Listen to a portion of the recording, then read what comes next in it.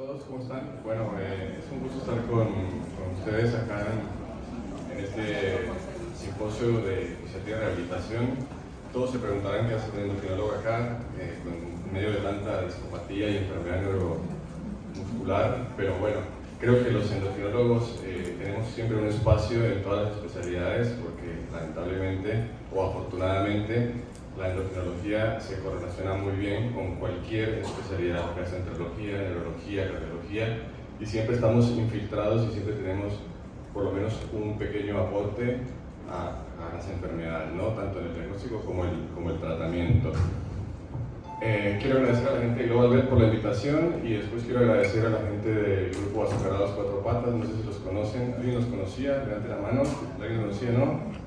Bueno, les comento, es un grupo muy solidario, de gente solidaria que busca ayudar a personas que necesitan que su mascota, su perro, su gato tenga la posibilidad de tener un tratamiento en su casa y que este manejo de esta enfermedad no sea tan compleja y tan tediosa como ya sabemos que lo es. Es una enfermedad bastante simple de diagnosticar, pero es una enfermedad bastante compleja de tratar, de seguir y de soportar. Y aparte es una enfermedad bastante costosa, ¿no?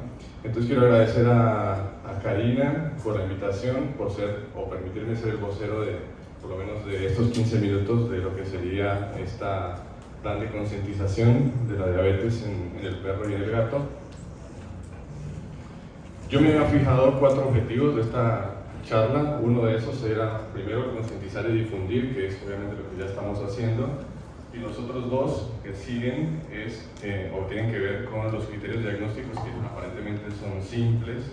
Un diagnóstico de diabetes es simple. Y lo otro que es muy importante, que está muy de moda, es poder desenmascarar las enfermedades que están por debajo de la diabetes. O sea, lo que sería, la diabetes es la punta del iceberg y detrás o debajo de esa diabetes se encuentran un montón de enfermedades, especialmente en el gato, que es importante que las tengamos en cuenta a la hora de hacer un diagnóstico. Tercer punto, el desafío de tratar sin morir en el intento. Y el cuarto punto, que era cuando la endocrinología se disfraza de enfermedades neurológicas. Creo que solo vamos a llegar a las 3 primeras, pero vamos a intentar avanzar un poquito a ver si nos da tiempo. Mira, acá en Argentina no existen datos de prevalencia sobre la diabetes, creo, no sé si alguno de ustedes conoce, pero no sé cuántos animales con diabetes existen en la ciudad de Buenos Aires. Lo que sí podemos hacer es inferir a través de datos por separado, por ejemplo, de Australia, Italia, Estados Unidos, Suiza, cuál es la prevalencia de la diabetes en el perro y en el gato, ¿no? Se sabe que más o menos 1 de cada 300 perros tiene diabetes y 1 de cada 150 gatos tiene diabetes.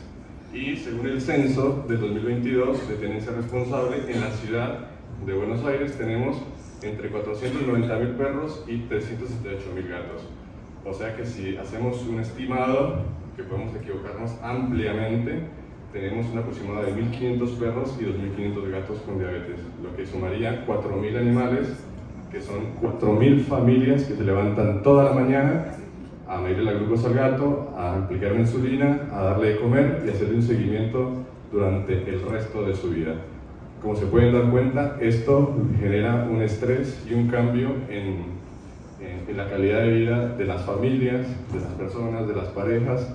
Y bueno, ya para ir a lo que serían los criterios de diabetes en el perro y el gato, existe esta asociación, que es la Asociación Europea de Veterinaria y Endocrinología, que se encarga de, como dijo el doctor Pellegrino, son expertos que buscan unificar criterios diagnósticos, criterios de tratamiento, criterios de todo, las palabras. Ellos lo hacen todo y establecieron que la diabetes mellitus clínica en el perro se hace con una medición de glucosa mayor a 200 miligramos por decilitro en cualquier momento del día, acompañada de glucosuria, y en el gato un valor de 270 miligramos por decilitro, también con glucosuria.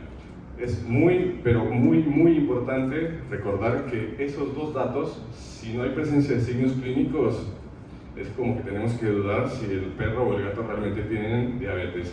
Entonces nosotros tenemos que interrogar sobre si tienen polipsia, poliuria, polifagia y pérdida de peso, que justamente esos son los signos que el grupo de Azucarados Cuatro Patas se encarga de difundir en toda la ciudad y en los parques. Hay gente que no tiene ni idea de que el animal puede tener diabetes y se encuentran con diagnósticos por ahí tardíos o con tratamientos tardíos cuando ya el animal por ahí está en una situación que ya no se puede recuperar. Si tenemos más de un gato o un perro y los signos no son muy claros, lo que podemos hacer es recurrir a las proteínas glicosiladas. Estas proteínas glicosiladas son la hemoglobina y la fructosamina, y lo que me ayuda a mí es determinar en 2 o 3 semanas previas a la toma de la medición de la glucosa si este perro o este gato tuvo aumento de la glucosa. Por supuesto que todo esto tiene errores, hay que interpretarse en el contexto de cada animal, porque podemos tener un animal que tiene o debutó recientemente con diabetes y que tiene una fructosamina normal, o un perro o un gato con hipertiroidismo y tiene una fructosamina normal. Entonces, esto es lo que define la Sociedad Europea de Endocrinología. Bien, ¿ustedes saben cuál es el significado o la terminología más específica o más adecuada para definir a la diabetes? Bueno, parece que la diabetes no es una enfermedad. La diabetes es un complejo, un grupo de enfermedades heterogéneas.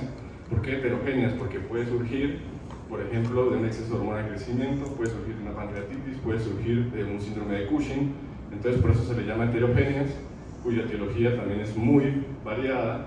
Cada etiología va a generar una enfermedad. Lo que sí tienen en común estas enfermedades es que generan hiperglucemia. Y la hiperglucemia se da, ¿por qué? Porque podemos tener un modelo de diabetes tipo 1, como el de arriba, que es el del perro. Acá nosotros vemos un islote de Langerhans, que es una inmunohistoquímica para insulina, donde está con una X. Esto significa que el perro, en general, tiene deficiencia de insulina, con lo cual no sería adecuado, por lo menos inicialmente, empezar un tratamiento para un perro con otra cosa que no sea insulina. Si vamos a sensibilizar a un animal con lo más típico que conozco, que es la metformina, quizá la metformina no le va a ayudar para nada porque no tenemos una insulina que sensibilizar. Entonces, entendiendo la fisiopatología de la enfermedad, podemos saber cuál es el mejor tratamiento. No está muy claro por qué estas células beta se destruyen, ¿sí? Hay varias teorías, pero por ahora no está muy claro. Y después en el gato pasa algo muy particular. El gato, como ustedes pueden ver, tiene mucha insulina en cierto momento, llega un punto donde el receptor está bloqueado y no genera una acción, o sea, se llama resistencia a la insulina. ¿Y esto por qué es importante? Porque si nosotros determinamos cuál es o qué es lo que está generando la resistencia a la insulina, podemos hacer que este páncreas no se agote, como en el caso del perro, y podemos llegar incluso a lograr algo que se llama remisión de la diabetes, que es que el gato no necesite insulina. ¿Pero qué tenemos que hacer? Yo siempre digo, tenemos que tratar, tenemos que monitorizar y tenemos que buscar. Tenemos que raspar en el fondo y ver que debajo de la diabetes del gato siempre hay algo que él está escondiendo, ¿sí? Y en orden más o menos de presentación, tenemos el hipersomatotropismo, que seguramente ustedes ya han escuchado muchas charlas, está muy de moda. 1 de cada 5 gatos con diabetes tiene exceso de hormona de crecimiento. Y no necesitamos tener un gato con la cara súper deforme, con el prognatismo, con el espacio interdental aumentado para decir o para tomar una decisión de medir un IGF-1, que es el factor de crecimiento similar a la insulina, para hacer el diagnóstico. Se sabe que a todo gato que tiene diabetes se le tendría que hacer una prueba de IGF-1 por lo menos pasado 2 meses de haber empezado el tratamiento con la insulina. ¿Por qué esto? ¿Por qué? Porque resulta que la insulina genera una acción a nivel hepático que es aumentar la expresión de los receptores para la hormona de crecimiento. Si el gato está deficiente de insulina, o el perro, pero en este caso el gato porque es el que tiene más frecuencia de presentación, entonces esos receptores a nivel hepático no se expresan, puede tener mucha hormona de crecimiento dando vueltas, pero no tiene un receptor para poder estimular y para poder generar el aumento del IGF-1. La segunda enfermedad que yo busco es el hipercortisolismo. Si ustedes se fijan en los libros, son los gatos panzones que se les cae la piel, se desgarran fácilmente. Eso es, para mí eso ya es un mito. El gato con síndrome de Cushing ya no lo encontramos así, lo encontramos como un gato cualquiera. Entonces, dentro de los test de screening para el hipercortisolismo, podríamos hacer una relación cortisol-creatinina y una ecografía abdominal para ver las glándulas adrenales. Esto lo incluyo dentro de mi panel de diagnóstico de un gato diabético. Como tercero, incluyo la medición de la progesterona. ¿Por qué la progesterona? y más cuando un gato está castrado. La progesterona o los tumores que se originan en la glándula adrenal del gato pueden llegar a producir progesterona, cortisol y un montón de derivados más o precursores más que hacen que el gato pueda ser diabético, ya sea por una acción directa de la progesterona o por un desplazamiento de la progesterona sobre las proteínas que se unen al cortisol. Entonces, mi panel para un gato recién diagnosticado incluiría una relación cortisol-creatinina, una evaluación de la progesterona en sangre, y espero un tiempo y le puedo hacer un IGF-1. Y con eso yo ya elimino la posibilidad de que este gato tenga este tipo de enfermedades y que si yo lo trato pueda llegar a tener una resolución de la enfermedad sin necesidad de utilizar insulina. Bueno, llegamos acá al punto más álgido y es cuando ya tenemos el diagnóstico y le tenemos que decir a esa persona que el animal tiene diabetes, ¿no? Entonces todos empiezan. Le podemos dar una pastillita, eso es lo que todo el mundo recomienda, no sé si a ustedes les pasa, pero a mí me pasa mucho. Y sabemos que por los estudios que 1 de cada 10 perros que reciben el diagnóstico de diabetes es eutanasiado. Y que además hay un impacto negativo en la calidad de vida de los gatos, de las personas, de la familia, que hacen que se preocupen demasiado por los costos del tratamiento, que es algo importante, y también se preocupan mucho por su cambio en el estilo de vida, ¿no?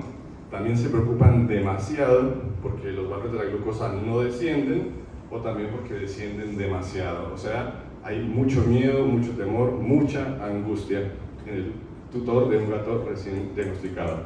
Esto hace parte de una encuesta que se hizo en el 2022 con el mismo grupo, y encontramos que las preocupaciones de la gente acá en Argentina son exactamente las mismas: no poder afrontar los costos del tratamiento, no lograr bajar la glucosa, y después pérdida de la calidad de vida y la pérdida de la vida social. La gente se pone el reloj para llegar a su casa a pinchar al gato para darle la insulina. Hay de todo, pero la mayoría de la gente que se preocupa por su animal hace este tipo de cosas. ¿Cómo hacemos para que la gente no tenga, o que ese desafío no se lo tome tan personal y que tenga una vida medianamente adecuada, que pueda convivir con la enfermedad, que el gato o el perro no los odie, que su marido o su mujer no los deje, que tengan una familia estable? Entonces, lo que nosotros tenemos que proponer a ese grupo de personas o a esa familia es objetivos que sean cumplibles y que sean reales y adaptados al contexto. Eso para mí es lo más importante, ¿sí? Yo hago consultas virtuales y la gente me dice: mira, el problema es que la glucosa no le baja. Ese es el principal problema. Me duran hablando 2 horas y la glucosa no le baja. ¿Y cómo está el animal? No, el animal sí está bien, pero la glucosa no le baja. O sea, están obsesionados con bajarle la glucosa al gato, o están obsesionados en tener un valor de glucosa que sea acorde a lo que son los parámetros para diabetes en humanos. Y eso es un error, ¿sí? ¿Por qué es un error? Porque fíjense, si hacemos una combinación de esta señora, no la estoy subestimando porque por ahí la señora te saca una glucosa perfecta todas las mañanas, con un gatito como este. Yo no le voy a poder exigir a esa persona que haga una medición, una secuencia de mediciones para llevar a un gato a un control de la glucosa que sea lo que para mí es perfecto. O esta persona quizá quiere vivir, estoy prejuzgando, ¿no?, por la foto, pero quizá quiere vivir una vida más relajada, que el gato no le orine por ahí, que coma bien, que no pierda peso, que son los objetivos clínicos. Entonces él está conforme con aplicar la insulina y de vez en cuando le hace una medición. ¿Está mal eso? Para él está bien, y yo creo que para él está bien. Si yo le propongo a él hacer un cambio, el tipo no va a volver a verme a mí, se va a ir con otro. ¿Por qué? Porque él quiere una vida tranquila. Y sigo prejuzgando, quizá la chica de anteojitos, ella va a querer hacerlo todo, y va a querer tener un control muy perfecto. Si yo le propongo hacer 2 aplicaciones de insulina, lo va a hacer. Si le propongo darle una pastillita, lo va a hacer. Si le va a cambiar la comida, lo va a hacer. Todo lo va a hacer. Así que no le podemos exigir lo mismo a todos, y no todos nos van a exigir lo mismo. Entonces, cada paciente que nosotros atendamos, tenemos que tener en cuenta el contexto en el cual se desarrolla. ¿Sí? Y acá está además, no lo puse, pero la parte económica es fundamental. Bien, los objetivos entonces yo los puedo dividir en 2. Uno que tiene que ver con la calidad de vida de la familia, paciente, tutor y veterinario. Hay veterinarios que le dan el WhatsApp a la gente, entonces a la mañana la señora le escribe, tiene 200, ¿cuánto le pongo? El veterinario le dice, colócale 3. Y me escribes a la noche para ver cuánto le pongo. Bueno, a la noche le vuelve a escribir, ¿cuánto? Ah, ponle 1. Y así están toda la vida. Eso no termina nunca eso. Entonces el veterinario se estresa, el tutor se estresa y termina todo mal. Eliminar los signos clínicos, por eliminar la poliuria, la polipsia, la polifagia, la pérdida de peso o el aumento de peso en caso de que el gato o el perro esté con sobrepeso. Esto es bastante sencillo. Con cualquier insulina que usemos, la mayoría de los animales reducen los signos clínicos, así que esto no es tan complicado. Pero ya tenemos un 60-70% ganado y la gente está tranquila y está feliz cuando ven que el animal toma menos agua, orina menos y está estable. Y evitar los periodos de hipoglucemia y la cetoacidosis diabética. Esto sería como lo básico, lo más fácil de lograr, ¿sí? Sin tanta monitorización de la glucosa. Y acá viene este cuarto, que este es para máster, es para un nivel superior, digámoslo así, porque es tener valores de glucosa que tengan la menor variabilidad durante el día, y para eso sí tenemos que trabajar de otra manera. Para esto, quizá este plan es para una persona que esté muy comprometida con el gato o con el perro, y los otros son para personas que por ahí buscan un manejo mucho más simple y una vida mucho más tranquila. Insulinas hay un montón, fíjense todas las cantidades de insulina que hay. Solo hay un tipo de insulina por ahora que es de uso veterinario, las demás son todas de uso humano. No voy a hablar de las insulinas una por una, pero sí quiero dar 2 recomendaciones, y es insulinas en jeringa e insulinas con lápiz. La precisión que tiene la insulina con jeringa es mayor a la precisión que tiene la insulina con jeringa, y más si la jeringa no corresponde con las unidades que el fabricante está vendiendo, ¿no? Entonces tenemos aquí ya un problema. Y la segunda, que es para mí pero muy importante, es definir que las insulinas que vienen en forma de suspensión tienen, digamos, puntos en contra con las insulinas que vienen en forma de solución. Las insulinas que tienen en forma de suspensión tenemos que reconstituirlas o suspenderlas, y esto por ahí es un factor extra o una variante más que hace que el animal por ahí tenga fluctuaciones de glucosa en el día. Y además, cuando se aplica en el subcutáneo, por ahí la absorción no es tan homogénea y es un poco más errática que cuando usamos una insulina que viene en solución, porque no hay que resuspenderla, es líquida, se absorbe, es menos errática y es mucho más predecible, y por lo tanto hay baja variabilidad con este tipo de insulinas. Y esto es lo que todo el mundo quiere una glucosa como esta, ¿no? La gente quiere esto, yo también quiero esto. Fíjense, las manzanitas son cuando come y acá le aplica la insulina. Anteriormente, cuando yo le pedía a alguien que le aplicara la insulina con un valor de 146, se agarraba la cabeza y decía, yo le voy a aplicar insulina con 146 porque después me va a hacer una hipoglucemia.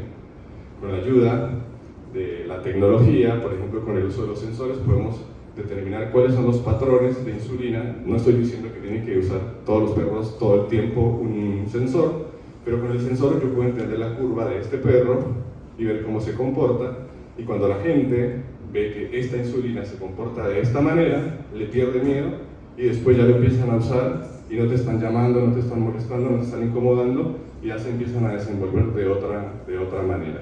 Entonces, digamos, este tipo de manejos es el que más se está usando actualmente. Y como estamos en el mundo donde nos gusta controlar casi todo, entonces la gente que no puede controlar las cosas siempre se frustra. Nos pasa a todos. Entonces llegan al consultorio y me dicen, pero ¿por qué si yo le aplico la insulina en el mismo horario, le aplico lo mismo, come lo mismo, lo saco a caminar, tiene glucosas todos los días distintas? Ese es algo muy común, ¿no? Entonces a esas personas se les puede decir, mire, hay factores que usted puede controlar y hay factores que usted no puede controlar. Y eso libera el alma. Cuando la gente le digo, no sé cuánta reserva de células beta tiene el páncreas de su perro, también cuando les digo, no sé con qué velocidad se absorbe la insulina cuando se la aplicas, cuando le digo, no sé cuántos son los efectos contrarreguladores, o sea, cuánto cortisol tiene tu perro, cuánto glucagón, cuánta epinefrina tiene tu perro o cómo funciona ese sistema, y cuando le digo que el desplazamiento gástrico va a variar de día a día y que eso no lo puede controlar, entonces la gente se queda como, bueno, se quedan más tranquilas. 5 minutos. Pensé que era tenía que promocionar algo.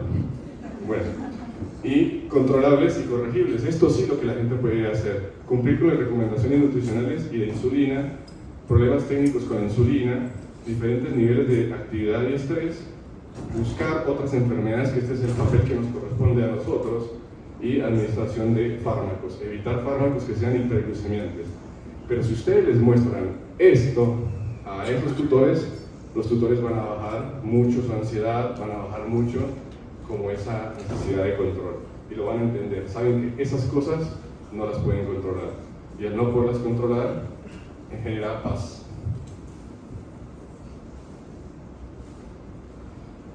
Ya estamos, ¿no? ¿5 más? 5. Bueno, y esta es la segunda parte, que quizá la que más les interesaba a ustedes. Bueno, hay muchas enfermedades endócrinas que se asocian con las afecciones neuromusculares. Quizá yo por ahí no soy la persona más idónea para explicar bien la fisiopatología de lo que pasa a nivel muscular, a nivel del nervio. Quizá por ahí los neurólogos son los que tienen más, digamos, más experiencia en esto. Lo que sí yo les puedo mostrar es cómo se manifiestan las enfermedades endócrinas en los signos clínicos y qué cosas pueden pasar y qué cosas no pueden pasar, o en qué animales yo puedo buscar tales enfermedades y en qué animales no, ¿sí? Sabemos que las enfermedades de tipo endocrino pueden afectar el sistema nervioso central, el sistema nervioso periférico, los músculos, la unión con la placa neuromuscular, que algunos de los signos que vamos a ver son algo míticos. ¿Por qué? Porque son trabajos hechos hace muchos años atrás, con métodos de diagnóstico que ya están quizá obsoletos, y donde ahí o se basan en el reporte de 3, 4 o 5 casos como mucho. Entonces eso hace que la evidencia sea muy, pero muy pobre. Y la enfermedad más común es el hipotiroidismo, y es justamente la enfermedad que es más sobrediagnosticada actualmente y que es difícil, y es realmente un desafío hacer un diagnóstico de un perro cuando no tiene signos de hipotiroidismo y tiene alteraciones hormonales. Dicho de paso, toda esta información que está ahí la podemos conseguir, no es un chivo, pero bueno, este año sacamos un libro, y en ese libro hay información donde se puede llegar a profundizar sobre este tipo de cosas, sobre todo sobre el diagnóstico del hipotiroidismo en el perro, cuáles son los factores que influyen sobre ese diagnóstico. Les quería comentar que dentro de las afecciones neurológicas que producen las endocrinopatías se dividen en la primera, invasión directa sobre los elementos neuronales. Y esto es un perro con síndrome de Cushing, ¿no? A ver si lo podemos hacer mover.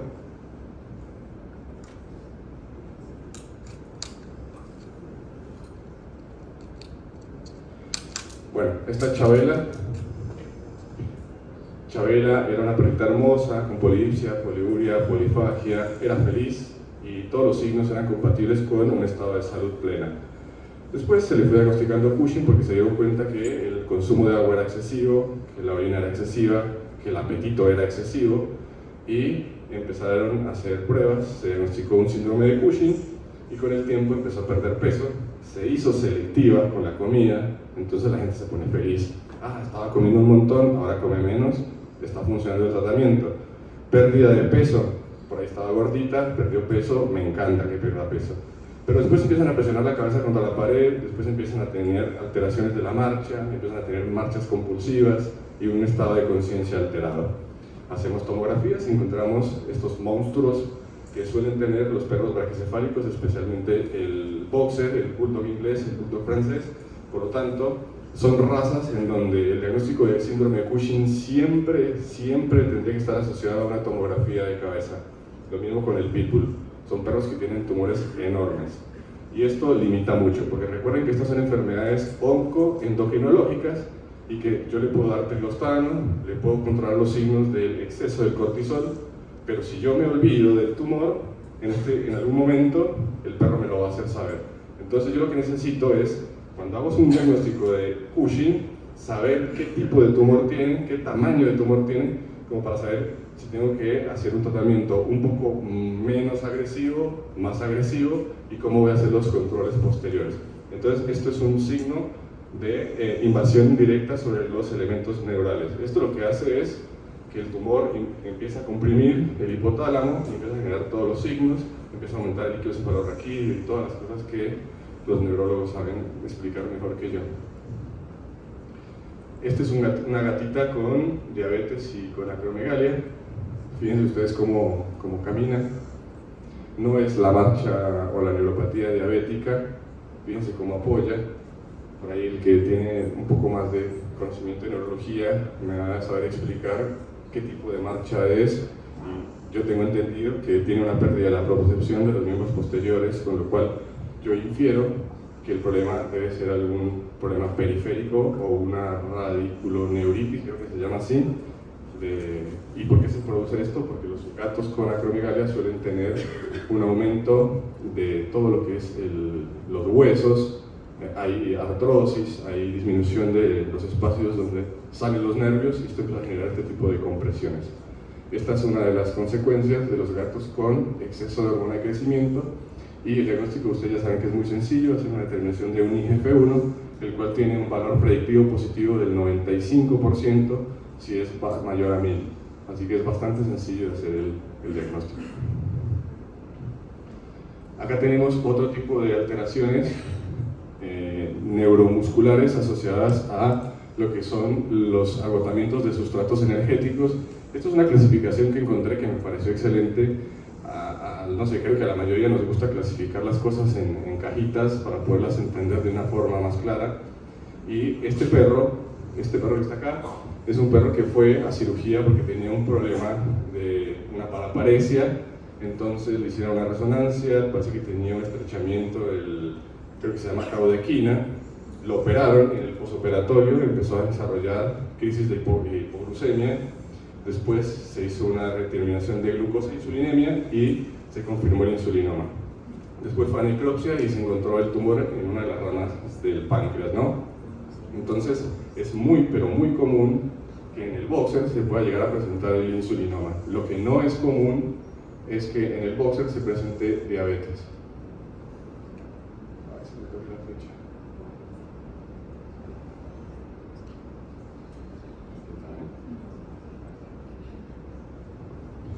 Bien, el boxer es una raza que está preservada para la diabetes. Genéticamente, ver un perro boxer diabético es raro, pero está tan preservado que se va para el otro extremo y lo que se encuentran son perros con insulinoma. Entonces, fíjense la marcha que tiene. Todas las enfermedades, o la mayoría de las enfermedades de tipo endocrino producen debilidad y ataxia, la mayoría, y este no es la excepción. Fíjense cómo camina.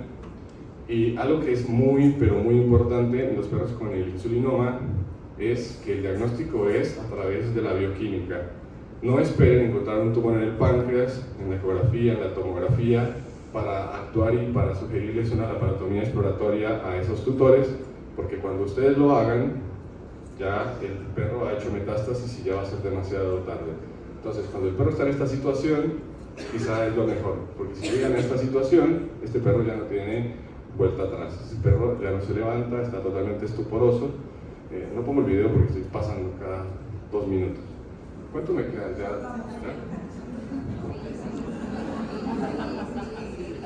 Bueno, les quiero agradecer a todos por haberse quedado. Yo sé que es la hora del almuerzo. Había mucho más para ver. Los que quieran conocer un poco más, bueno, pueden leer el libro si quieren, lo consiguen en Conrado. También tengo algunas redes sociales en donde por ahí subo casos clínicos. El doctor se va a quedar un ratito en el stand, no queremos que se extienda mucho más.